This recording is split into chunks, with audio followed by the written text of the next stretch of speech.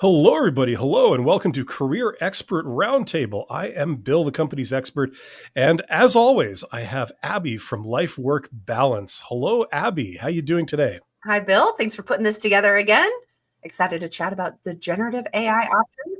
That's right. Absolutely. The topic today is how generative AI is helping job seekers crush resumes and interviews.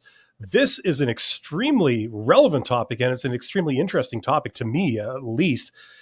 Some of the tools that are available out there to help job seekers learn how to do their resumes, how to do job applications, and then how to coach them through interviews. And as we're going to be getting into today, help them actually do the interviews too, is amazing. So we are going to get into this. Abby is going to share some of her insights into this topic as a professional recruiter and all around HR expert.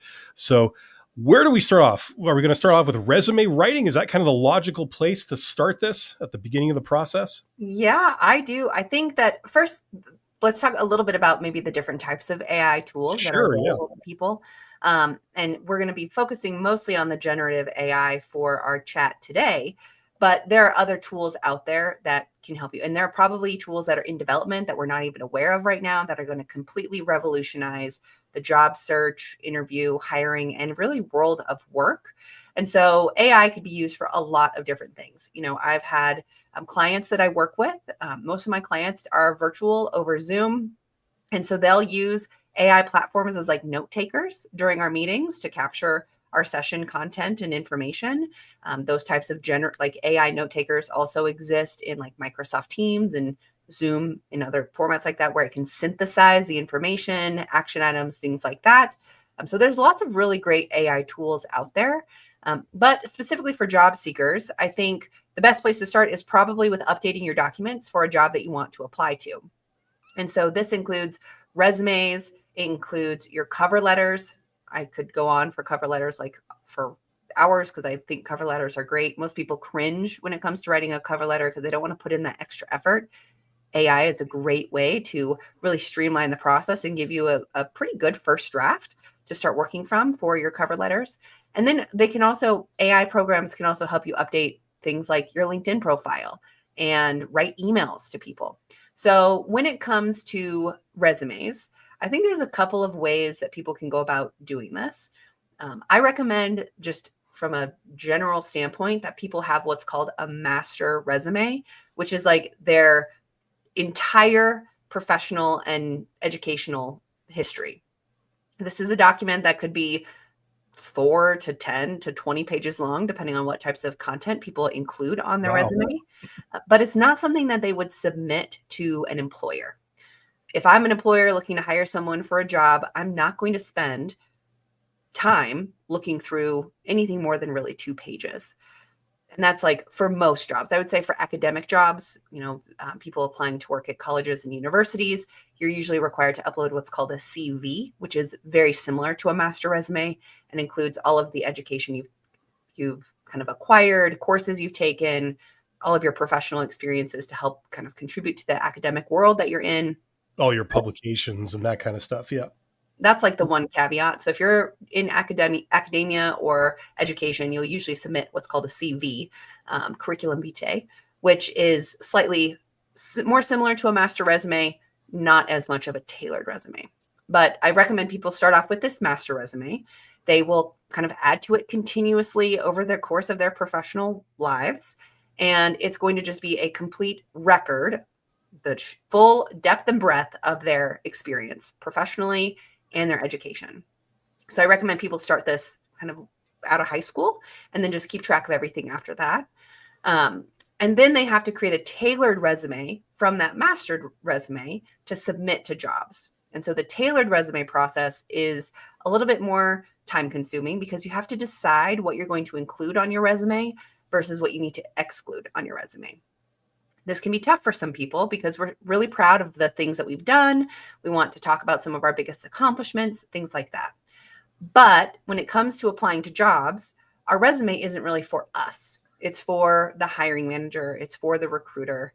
It's really to show them how we are going to be the best fit for the specific position we're applying to. So I might be an expert at underwater basket weaving, but I'm applying to an HR role. My underwater basket weaving expertise is not necessarily relevant to the HR role that I'm applying to. So I wouldn't need to include anything about my education in underwater basket weaving, the internships I've done, the courses I've taken, or anything like that. The certifications I've gotten. Don't need to include that in a Which job. are extensive, yes. Yes. Don't need to include that type of information. Not relevant. So I would want to create a tailored resume for any job that I'm applying to. I could use ChatGPT or other generative AI tools to do just that. I might copy and paste the job posting that I found that I want to apply to into the prompt box in ChatGPT and ask it to convert my master resume, which I could then also upload into the prompt box, to a tailored resume specifically for the job that I'm applying to. And it would really quickly take all the stuff that's not relevant from my master resume out and keep the things that is relevant. And then I can go even deeper from there. I can ask it to generate additional bullet points for me. I might ask it to create 10 quantifiable metrics that I could use throughout my resume. I might ask it to write my professional summary that's tailored specifically to the role. I might ask it to list 10 technical or soft skills that are most relevant to the role. So there's ways that we can use generative AI programs like ChatGPT to really streamline the process of updating and tailoring our resumes for the jobs that we're applying to. Now, most people hear about this tailored resume concept and kind of cringe, similar with cover letters, because it's like, oh, I have to put in all this extra time and effort to apply to every single job. And while that is sort of true, at the same time, most people will likely find that they'll have themed resumes. I might have an HR resume. I might have a training resume. I might have a communications resume. And I'll use a very similar template for those resumes for each type of job that I apply to. So ChatGPT can help us create that and then streamline the process. Makes a lot of sense. You have a master list of skills you could say, and then you're going to be drawing out specific ones, possibly rewriting them to make a custom resume for every job, depending on what they're looking for. Makes a lot of sense. Yep. And it's also really helpful because let's say that I'm switching industries. Let's say that I was an educator, a teacher, maybe an elementary school teacher, and that I'm wanting to transition into a completely different industry like human resources, or maybe I went to school for engineering and I'm ready to move into more of the professional technical world rather than teaching. It seems like those could be very different, but there are likely transferable skills between the two that will help me be successful in whatever industry I find myself in. So we could also ask ChatGPT to help us define those transferable skills and really link and connect the dots between my previous experience and this role in an industry that I've never officially worked in before. And it can really help us kind of tell our story and connect the dots for the people who are looking at our resumes and our documents. Absolutely. Yeah. I mean, I think there's a window of opportunity right now because there's a lot of people using AI tools right now to work on their documents, like you were saying, cover letter, resume, applications, emails, that kind of stuff. But yet there's a lot of people that aren't. And I did a poll on my YouTube channel a couple of weeks ago or something, because I was curious, how many people are actually using ChatGPT? How many people are actually using other AI tools? How many people are not using any AI tools in their job search? And it came up roughly 50-50. I think I was more 60-40 in favor of people not using them. So at least that's the results I got. So it's there's still a lot of people that are not taking advantage of some of this stuff. And I imagine probably the easiest sell to get someone to use AI to work on cover letters and resumes is probably the speed factor. You could do it a lot quicker than you could do it. Absolutely. That'll maybe get people's their foot in the door. But then when you realize it can do some of the things that you were just talking about by, say, dynamically rewriting your accomplishment, not just sort of selectively omitting or deleting things off a master resume, but taking what you have on a master resume and rephrasing it, drawing out skills that might not be explicitly mentioned, but they should be mentioned if you're doing a career transition like you just brought up. or something like that, just dynamically bringing out stuff as needed based on what this job you're applying for is looking for. I think that's kind of like, once you start seeing how it can do that for you, I think Yeah. it'll be a lot easier sell for a lot of people. Absolutely. Well, and I think like creating metrics is also something that I didn't really consider initially when I started using ChatGPT. But when you think about it, as a hiring manager or a recruiter, metrics, caveat that they're true, metrics really display and like can quantify the value that a candidate is bringing to the table when it comes to the interview and hiring process. And so I might be, every day of my job doing the same thing and not really thinking about how to quantify my experience to make it matter to someone else who might be hiring me in the future, or to show the value that I can provide. And so even asking ChatGPT to analyze your current job description and generate 50 potential metrics, it will put in like fake numbers and things like that. But then I can get an idea of like, okay, how can I start to really quantify the value that I'm bringing to my current job and my current organization, and the value that I can just provide in general, and then really show that off and display that to a new employer or a hiring manager to really show that I'm going to be the best fit for this position, and look at this value that I can provide. I'm already doing it here. I'm going to do it for you in the future. And I think there's been a couple of resources floating around the internet for a couple of years about like Google, for example, some of the really like competitive tech jobs. They are going to look for resumes that have quantifiable metrics, because that's what matters to them. And so if you don't have that as part of your resume, you're not really going to even be considered. They want to see what are the results that you can achieve. Using ChatGPT is a great way to just give you an idea of where to start with that. Yeah, that's something I haven't really talked about on my channel that would probably be a good idea to mention to people, like give examples of metrics. Like I never thought about this before, but like you just brought up, like taking a resume that might not have metrics in it, but then using AI tools to create metrics. Mhm. So by saying, for like, let's pretend that, I don't know, you worked in customer service and you process customer service work orders or requests or something like that. And then if you had some idea about the amount of time that each of these will save for the end user. So on an average customer request, say you save the customer 2 hours worth of work, or if you know the dollar amount, like of, savings or help that you're providing, if you know the average amount, you could say, okay, I know the average amount is like $100 per client. It saves them $100 of client because they're getting their issue resolved. Or you might not know that, but you know that it saves them 3 hours worth of work on average because you tell them what the answer is, and that saves them having to keep researching what the problem is and fix it themselves. So if you could turn like, okay, 1 hour of their time, what's that worth? Is that worth $20? Is that worth $40? Some grounded basic sort of conversion thing. And then you could say, well, I process 150 customer requests in a week, and this thing that I did at work, that allowed me to produce 20 more per week, which amounts to this many dollars per week, which amounts to this many dollars per year savings because of my performance. So you can say, I saved the company this much amount of money, per year based on my performance in doing this project, or something like that.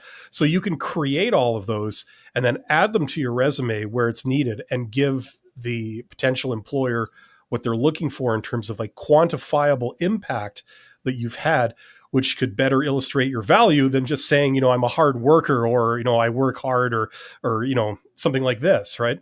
Yes. Well, and as you were talking, I just brought up ChatGPT and like put in a very vague prompt. And this is the great thing about generative AI, is that you can then ask it to be more specific. You can give it more details to then create more relevant results, things like that. So I'm going to put in the chat my prompt that I set to ChatGPT.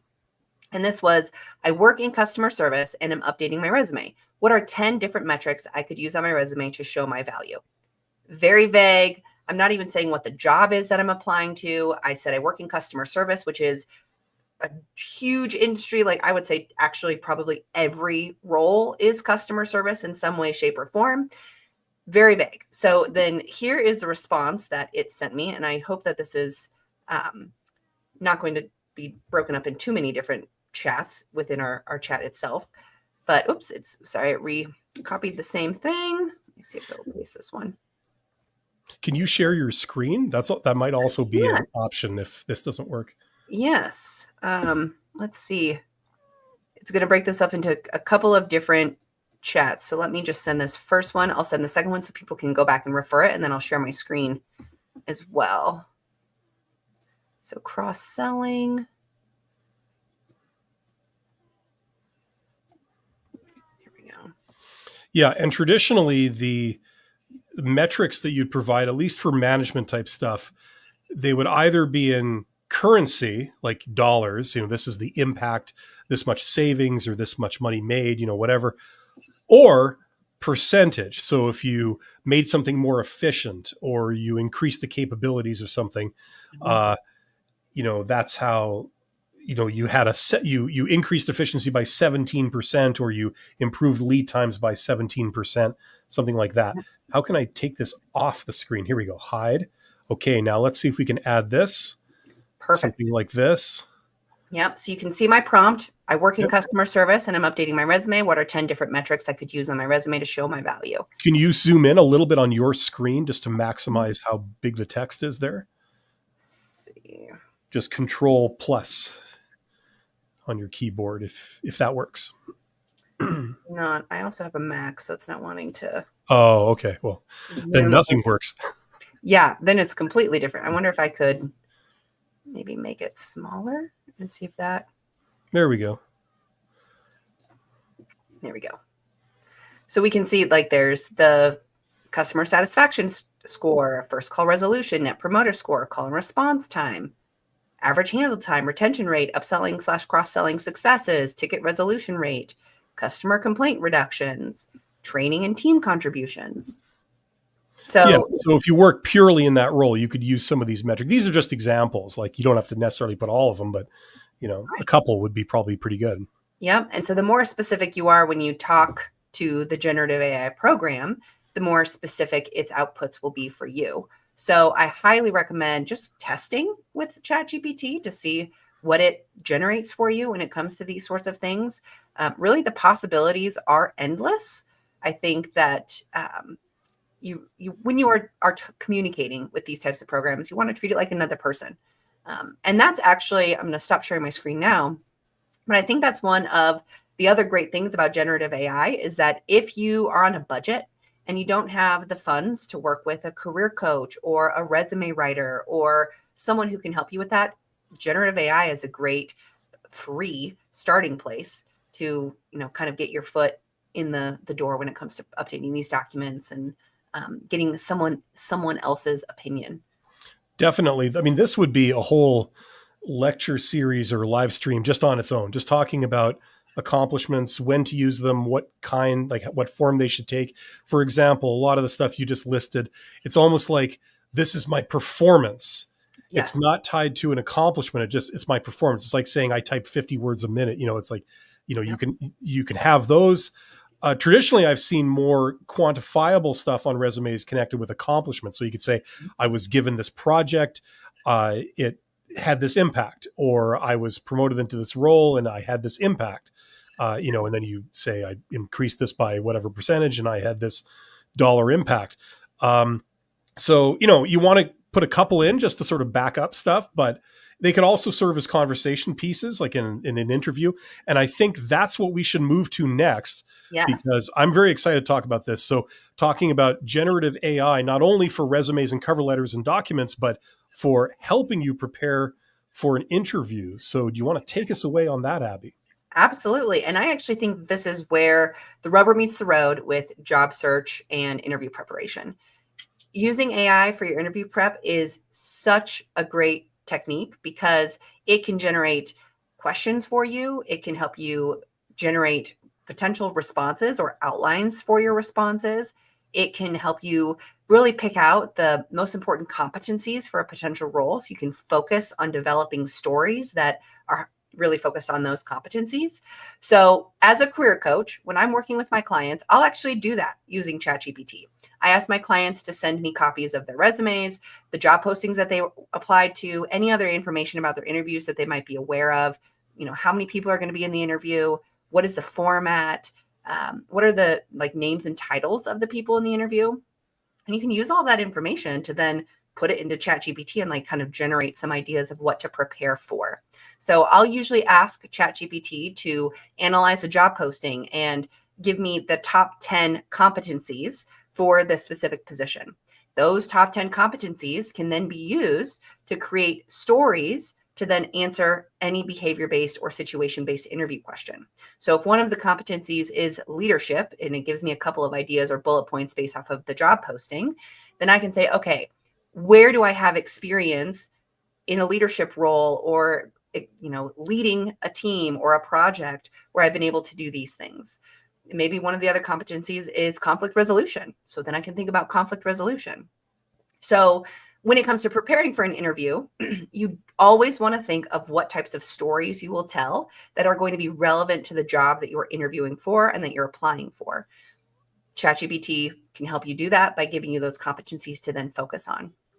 The other thing that I will do is I will ask ChatGPT to generate 10 behavior-based interview questions, 10 situation-based interview questions, and 10 technical interview questions that are all based off of the job posting. So that gives me 30 questions that I can then share with my clients to help them prepare for their interview. They can read through those. They can say, I actually answered this one in my last interview, so I don't need to focus on it. Or I'm finding a theme with these types of questions, so I'm going to focus on developing a story or, example from my experience and background that matches that.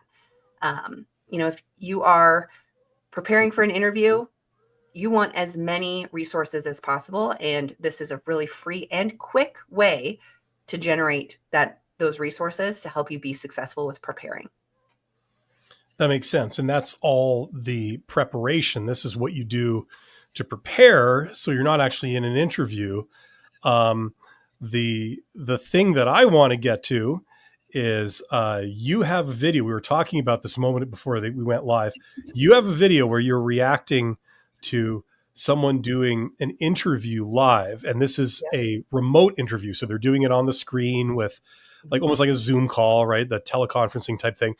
But in the corner of the screen, they have an AI tool that's probably based off just ChatGPT prompts that is listening in to the interviewer asking questions. And the AI is giving you its sort of guide of how to answer that question in real time, so that the candidate who's sitting at the computer and is doing the interview live, they can see this in the corner of their eye and they can glance at what AI is prompting them to say, and that can help them give an answer in real time during an actual interview. I thought that was incredible. That's like an awesome sort of situation. You want to talk about that? I'm interested. Yeah. So I linked to the video in the chat if anyone's interested in watching it. Perfect. Let's put that up. It's getting a lot of polarizing responses. So as a recruiter and hiring manager and interviewer myself, I feel like using AI to give you answers during an interview is not a good idea. Primarily because as the recruiter, hiring manager, or interviewer, if I realize that your answers aren't yours, that you don't necessarily have the specific experience, that's going to make me question the candidate's integrity and then probably not want to move forward with them in the interview process. At the same time, the job market is so cutthroat. There are people who are just looking for any opportunity to really set themselves apart from the rest of the people so that they can get a fair chance at being considered for a role. And so why not use AI tools to help you get there? Now, again, I can see both sides. I lean more towards the side of not using AI to give you answers live in an interview, primarily because if you are not used to being conversational, you're not used to reading off of a teleprompter or something like that, it can come off as really robotic. It can be pretty clear that it's not your own responses, especially if the interviewer is asking you follow-up questions for more detail. And so it can get you into a pickle pretty fast if you don't know what you're doing. At the same time, If you're the kind of person who like you can do the work really well and you just tend to have these like anxiety blackout moments where you can't remember your first name in high stress situations, then maybe these sorts of tools would be really beneficial for you. And it's all based on how you use it. So I don't recommend reading word for word what is generated for you through programs like this. However, if it gives you some speaking points based off of your resume or your experience and it can connect the dots for the job posting, why not?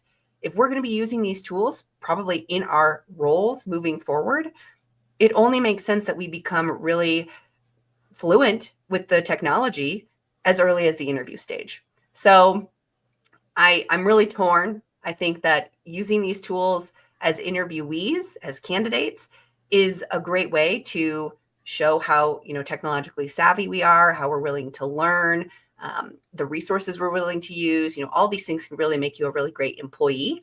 And at the same time, if I'm not personally coming up with the information and I'm plagiarizing or I'm saying the wrong things because I'm not really fact checking what's coming through, it can really backfire. That's interesting. I appreciate how you said like I'm on the fence. On one hand, it kind of seems like a little slimy. You're getting prompted. It's almost like somebody whispering like the Cyrano de Bergerac thing. Somebody like whispering the answers in your ear for you to say. When the other person is unaware of this other person prompting you.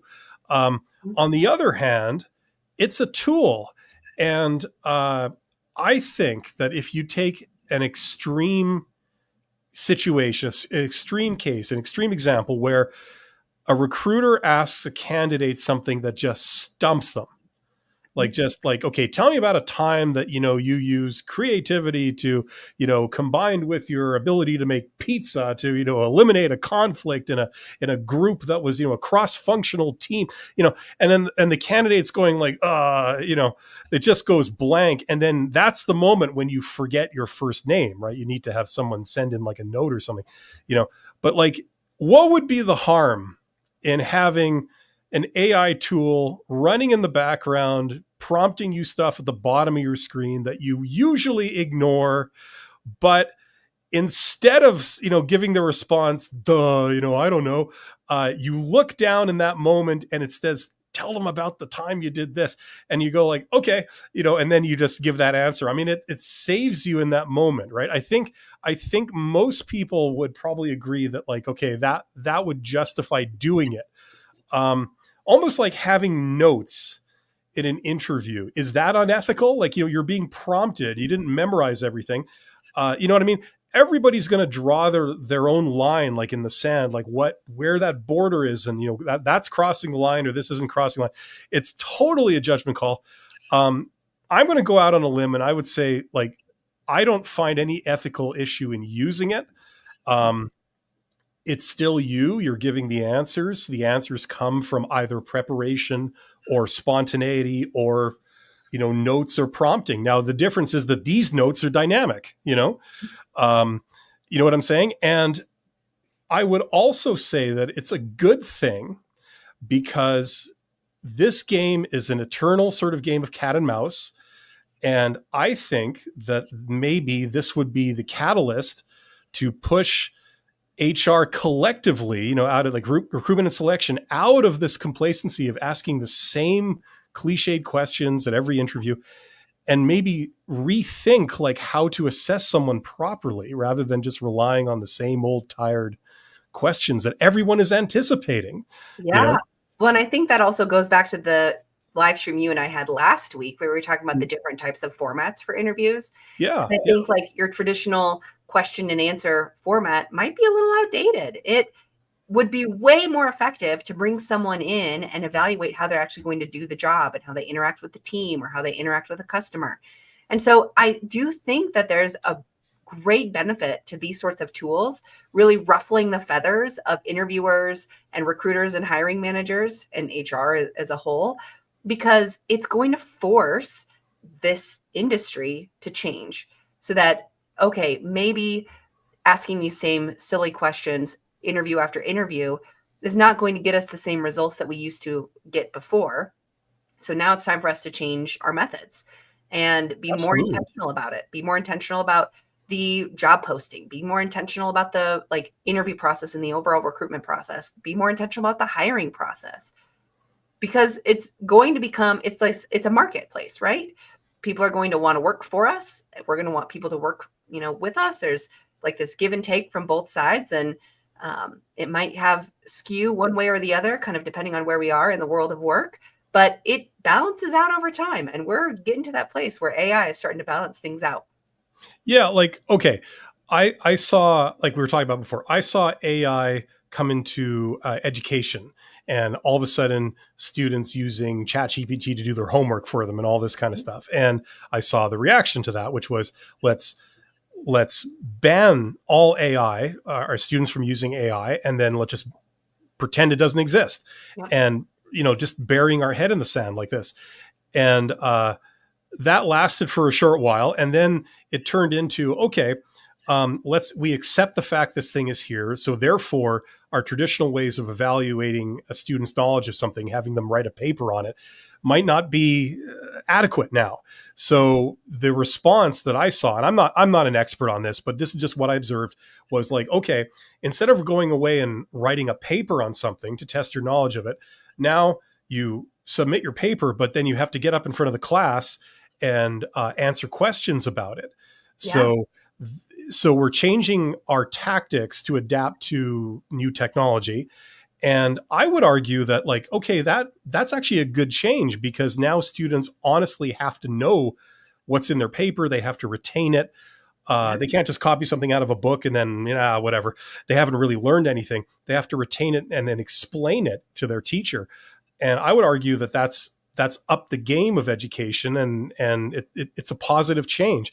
Maybe the same type of change should happen in this process. It seems a bit old and stale in some regards, and we could use a little bit of a shakeup and maybe a refocus on how do you actually evaluate someone? What are the specific things you're wanting to evaluate somebody on, and how do we do that? Maybe we need to ask those questions now. Well, and the competitive process of hiring is becoming legal and compliance issues for organizations. And so it's, at least in Colorado, which is where I'm located in the United States, the competitive process is required for pretty much every job that gets posted. So that means that I can't just say, okay, well, I have this job that I want to fill, and my best friend is the perfect person for that, so I'm not going to recruit for it. I'm just going to put them in it. If we have to go through a more competitive process, I can kind of get around that by saying, okay, well, I'm going to have my best friend apply. I'm going to interview them, and then I'm going to move them into the spot as well. But if we have to change the way that we're interviewing to make sure that we're finding the best person who's the best fit for the role, then those things like nepotism and cronyism and hiring the people that we know but don't really know how they're going to do the job, that's going to change it. And it's also going to require that job interviewer or interviewees, candidates, truly know their stuff. And there's not going to be these, hopefully, it'll evaluate or evolve in this direction. Hopefully it's not going to be like, oh, well, there was discrimination. They just didn't like me. It's now knowing that the process is really fair and truly evaluating who's going to be the best fit for the role. Yeah, there's a lot of stuff we could do there. We were also going to talk about learning new skills, right? That was also a part of this, how AI can help you learn new skills. Do you want to take us through that, please, Abby? I do. And before we do that, I have just one more screen share that I want to do, because Sure. I asked ChatGPT, as we were kind of discussing, giving us, real-time answers to interview questions. I was in an interview. I was being interviewed. And let me make sure I can find it. And this was an in-person interview. So this is a situation where using generative AI to answer the interview question wouldn't necessarily work, because I was in person with these people. But I was asked, how would you describe the color red to someone who can't see? How do you answer that? I think in most cases, why they would ask this kind of random question is more to just see how you respond, not necessarily looking for a right answer versus a wrong answer. But ChatGPT generated 2 potential responses for me that I could use to answer this type of question.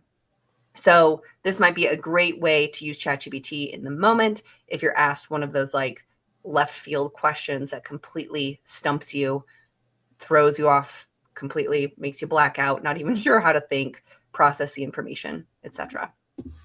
Yeah, I imagine the stuff in real time. It's like it's listening in, it enters the question in, and then as it's giving a response, which might take like a few seconds to spit out, a sort of response, that's when you're talking. So it spits out the response and then it listens for the next question. And then, so by the time the question is asked, within about 5 seconds, it's already sort of giving you an answer. And Yeah. that's where the usefulness is. Because if it's not right there when you need it, it might not be useful. But yeah, I mean, that's a great example right there of what it can do. Yeah. So now to kind of loop back to what you had originally brought up just a moment ago was like skill building with Yep. AI. So AI tools can really help us as job seekers learn new skills. We can strengthen existing skills. And so this, AI could maybe act as a tutor for you for some of those technical skills. I'm not a technical person, like I don't do coding or anything like that, but I know that ChatGPT can help you learn how to write code. It might be able to help you analyze data sets and things like that. You can also use ChatGPT, and I've used it in this way before, to help you draft communication, email templates, things like that. I highly recommend that after an interview, people send a follow-up thank you. So you could have ChatGPT generate that follow-up thank you as a draft that you can then go in and edit or modify, add something that you heard that you really enjoyed from your interview, make that personal connection, etc. If you're feeling really heated about something and you want to type in all caps and like pound on your keyboard, taking a break, pasting it into ChatGPT and asking it to make it a little bit more friendly and professional, it will change the tone. It will rephrase things. It will really help you generate more professional responses in a quick and effective way. And then the other thing that you can do is you can use AI to help you kind of explore resources. So this could be online learning resources, it could be job boards, things like that. So I might say, I'm a new job seeker, or, maybe I'm an older job seeker. I haven't had to apply online before. What are some of the best resources to start applying online for new jobs? And it might generate a list of 10 different websites that I could use to apply to jobs. It might give me ideas on how I could use platforms like LinkedIn to start searching for jobs. So there are a lot of different ways that generative AI can help us learn new skills or strengthen those existing ones. Yeah, it makes a lot of sense. There's a lot of uses for this stuff. I mean, just anything that can answer questions. I mean, there's like so many uses for that. You could apply it to almost everything you do. Yeah, well, and So, unrelated to yeah, job searches, like I've yeah, used ChatGPT to help me generate a grocery list based off of meal plans that I want to make. So I have toddlers, I have a 4-year-old, and I have an 18-month-old, and they're also sometimes picky. So I might say, can you generate a 2-week meal plan for me that meets these needs? Picky eaters, young people, takes 30 minutes or less to make, makes leftovers. My husband works um, weird hours. So the food that I make, he's usually not around to eat it. So I want to make sure there's leftovers for him. So there's lots of different ways that you can use ChatGPT, and then based off of that meal plan. yeah. When you add all those constraints together, I can see that like being a bit overwhelming. Like, any one of those, like say, okay, toddlers, okay, do you need chat gpt? You could probably figure that out on your own. Something that can be a meal that doesn't have to be eaten in real time. It can be put on the counter for like 6 hours or whatever. Probably don't need chat gpt. But when you have all this stuff together, it's like, okay, it's more than just saving you time. It's actually doing a lot of cognitive kind of work here that if it's accurate, it's a real help. Yes. And Maybe that's there's dietary restrictions you have to take into consideration. yeah, or like somebody's coming to dinner and they're allergic to X, so you can't have that. So it has Or to, I want to increase my you know, protein intake, or yeah, there you go. within a certain number of calories I per want to meal. revive some, obscure 80s diets, and like have them live again, in my house. Yep. Like this, the kind of thing that we're talking about here, where you take like a job description with their wants, wills, and needs, and then you have your resume with the particular things you have. Plus, you might have like, okay, we're now trying to prepare for behavioral interview questions where they're going to be asking stories, but stories can be a kind of slippery thing. Like it could be just something that you do as a routine thing every day, or it could be a real exception that sticks in your mind from years ago. Like, you're combining a lot of different inputs to get an output, and that can be a bit challenging. And that's where things like ChatGPT can also shine at combining all these things together. And that's what gives the people who use it an edge on being able to do this stuff. Not only is it quicker, but it can actually do this kind of thinking work that you may not have had time to do if you're applying for many jobs. And this is just one of the bunch you got to apply for or prepare for. You know what I mean? So it really gives you an edge to level up your game. Yep. One, I just posted in the chat a prompt that you could use to analyze your job posting as well as your resume to identify skill gaps that you might have that could really limit your success in the interview as well as in the role. And so if I do this kind of proactively ahead of time, I might then say, okay, I need to take this specific class to be a little bit more aware of the language that could be used in this situation. I might need this certification, or I should read this book. So it's just a great way to help you identify what areas you may need to strengthen and what areas might already be strengths for you that you can really focus on during the interview process. Yeah, and that's got three inputs. So it's got your resume, it's got the job you're going for, and then it's got like a master list of skills that you would probably need for that role in general, which is the kind of the third thing, right? And you're saying, like, which of the things on the master list do I not have based on my resume, but I probably will need because they're specifically asking for it in this role. So it's like, it's that kind of cognitive work. You could do it, but it would be a very laborious manual process. And let's face it, you're not going to be doing this kind of stuff all day long for like all the different jobs you're applying for. So because this is a time saver, this is my point. It allows you to actually do this work where you wouldn't have done it before. So not only is it quicker, you actually get a better quality of preparation that you're doing. Yeah. So it's like a double advantage on using some of these tools. And so if you're not using, if you're not using some of these tools now, I think we both highly recommend that you start, because there's a lot of advantages to doing so. It's really not very intimidating. Just get yourself a free ChatGPT account and just start using it like you would Google. Ask it questions, ask it anything you can think of, and you'll gradually learn what you can do with it and how powerful it is. And I have the ChatGPT app installed on my phone. So if I'm out and about, I can, if I have a question, or if I, get a text message that I want a little bit of help crafting a response to, like, you can just use it all the time. I feel like I should be sponsored by ChatGPT as much as I tell people to use it. I'm not, but I sure wish I was, because I bring it up with people all the time.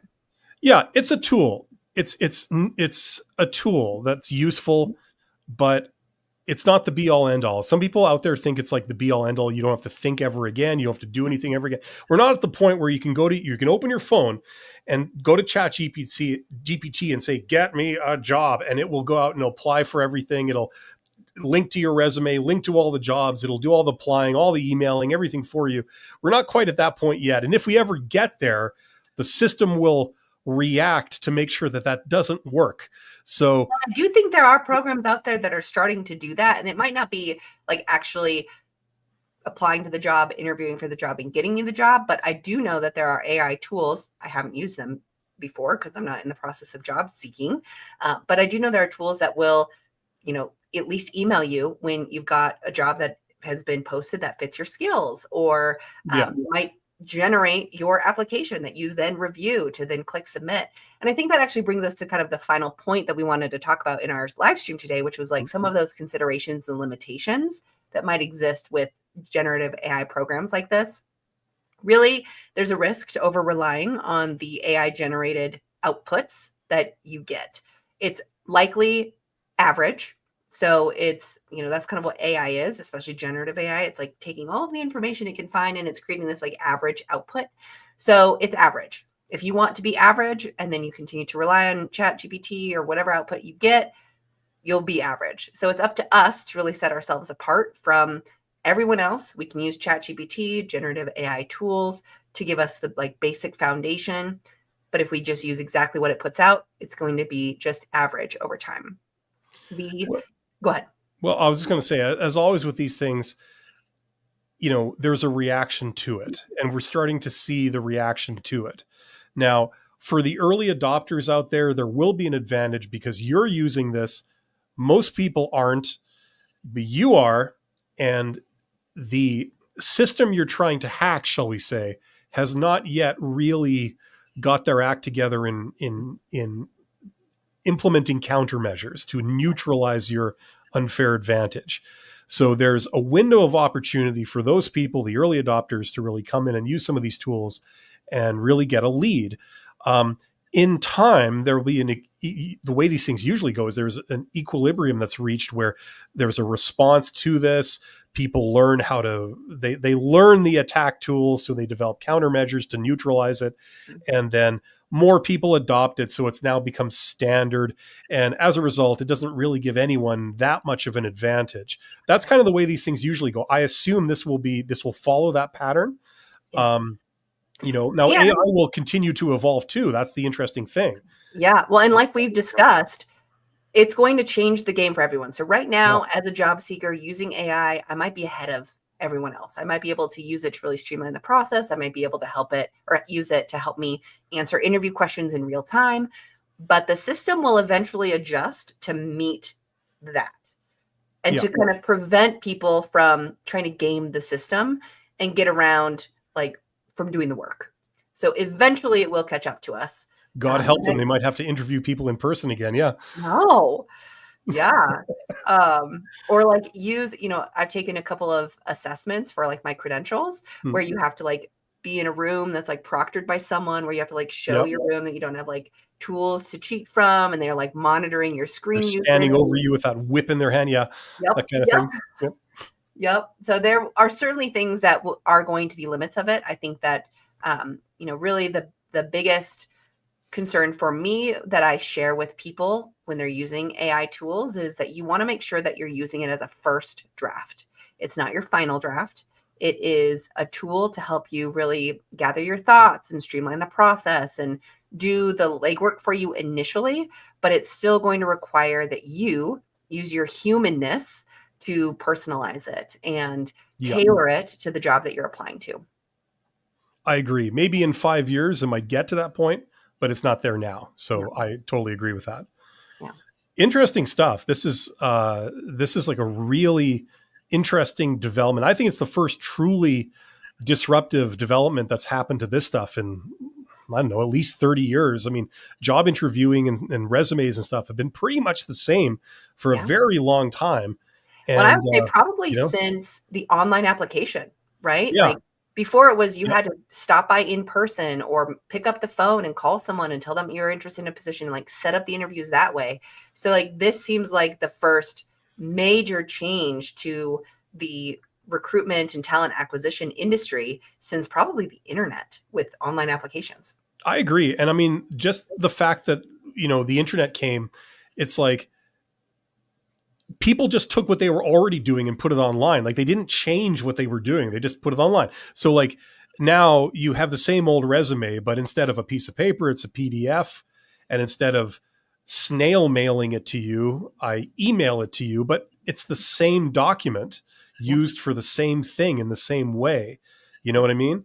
It's nothing fundamental has changed really. And I think interviewing, I don't know for a fact, but I get the vibe that interviewing has been, more or less the same since about the 1960s, at least, if not earlier. Yeah. Some of these questions do date from why did you leave your last job? Where do you see yourself in 5 years? I know those have been around in the 70s.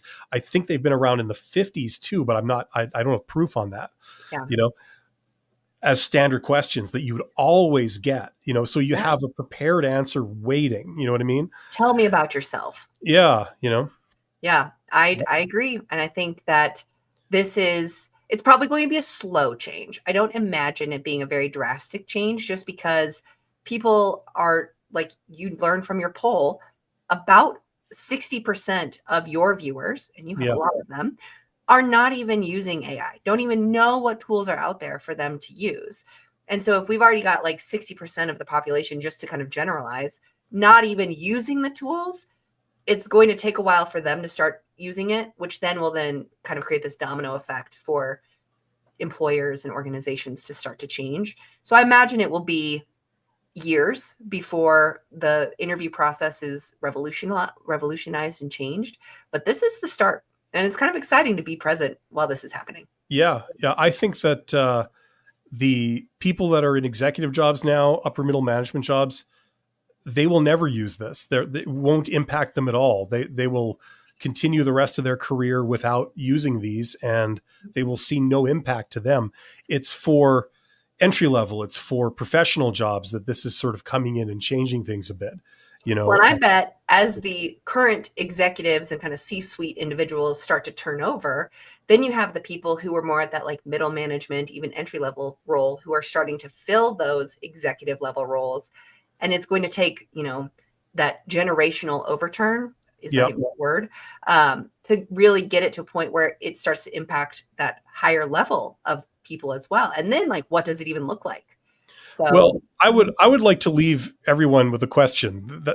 This is the kind of thing that is very pretentious and makes me seem a lot smarter than I am. But I would say that I would put to you that, okay, if you ever get to a point where you're interviewing someone for an executive job, and whether they get that position or not was influenced in a non-trivial way by whether they used AI to either prepare or to help them get the role in some way, I would argue that their process of vetting the person for that role is flawed.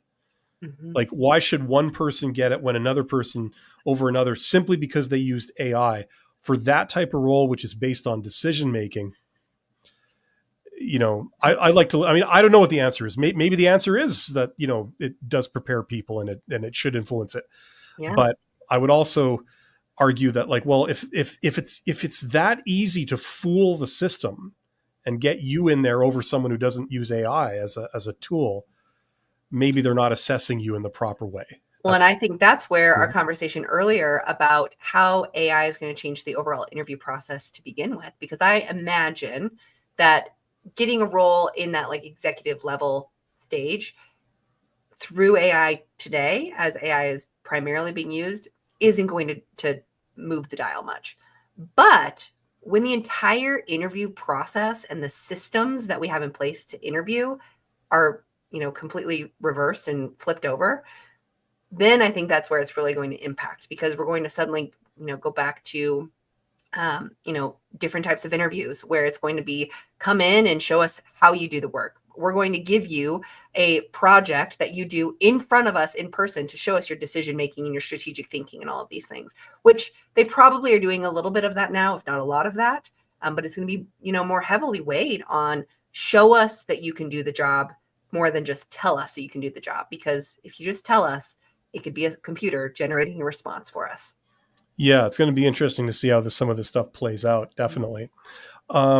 Listen, is there any more to cover on this? I don't think so. I think we covered it all. Yeah, that's good for today. But no, interesting stuff. I'm really excited to see where this stuff goes. I see right at the end here, we do have one question from somebody. Mal says, do you have a specific advice for people with less than 3 years of experience, but bit eligible for early career, like just graduated college types of jobs? Does anything leap to mind there, Abby, for this? Yeah. So I would say that if you have less than 3 years of experience and you're looking for jobs that are kind of early career, fresh, out of high school or college or university, whatever that might look like, then it's probably considered an entry level job and you likely have the qualifications for it. I would say that you would want to use the things that we've already talked about today. Make sure that you create a tailored resume for the job you're applying to. You don't want just a general resume. You may be focusing a little bit more on the things that you did in your education. So like group projects, courses, things like that, because that might be the experience that you have. Maybe you had an internship or some sort of like work study that you did in school that would be applicable. And then use programs like ChatGPT to analyze the experience that you do have, professional and educational, and connect the dots to the more entry-level jobs that you're applying to. And then use ChatGPT or generative AI programs to help you prepare for the interview. Have it, analyze the competencies for the role so you can start to prepare some real world stories to answer those interview questions. Have it generate interview questions for you. And then I just learned this yesterday because I asked ChatGPT the question. You might even record yourself and then upload that recording to ChatGPT and ask it to analyze it for you. So I have asked if ChatGPT would be able to create a transcript of one of my videos. And if I upload it directly to ChatGPT, it will transcribe it for me. And so that might be something that you can do. You can use those types of tools to analyze your response to general questions, to give you ideas on things that you might be able to change about your responses, things like that. Yeah, that's great. And I know that I have videos on my channel that talk about stuff like this, like how to get a job with no experience and all this kind of stuff. I suspect that Abby, you have a lot of resources also on your channel. And if any of you guys are looking for a career coach type person, someone that's going to work with you one-on-one, I don't provide that service myself, but I believe, Abby, you do on your channel. So check out Abby's channel. And if you're looking for someone to do that with you and work with you, check out her stuff first. And I recommend everyone to just check out Abby's channel. If you're watching this on my channel, she's got some great videos about some of the things that I talk about, but you've got a different perspective on it. And I think it's a great perspective because you come from the person that's directly on the other side of the table. You know a lot of the hacks and how they think and, that kind of stuff. So you share a lot of that in your videos. So I recommend everyone goes and checks out her stuff. The channel is Life Work Balance. So there's a link to it in the description box directly under this live stream. Go check it out. Thank you. And we are back in 1 week, correct? I believe we have another one of these scheduled. So yes. So we will be back next week. So if you have questions for myself or Abby and you want us to answer stuff together at the same time, come back next week. I believe our topic is on transferable skills. So that's like the skills if you're changing careers or changing industries and how you can use those to really be successful in the next steps for whatever that might be for you. And I think maybe we'll put a pin in that question. Like you said, Bill, you have a couple of videos on the topic of applying to jobs when you have no experience. I do as well. That might be an interesting topic for us to focus on during one of our next live streams as well. Definitely. Sounds good. Okay. Well, thanks everybody. And thanks to Abby. Thank you for joining me today. And best of luck to everyone. I wish everyone absolute best of luck. We will see you in a week. Take care. See you soon.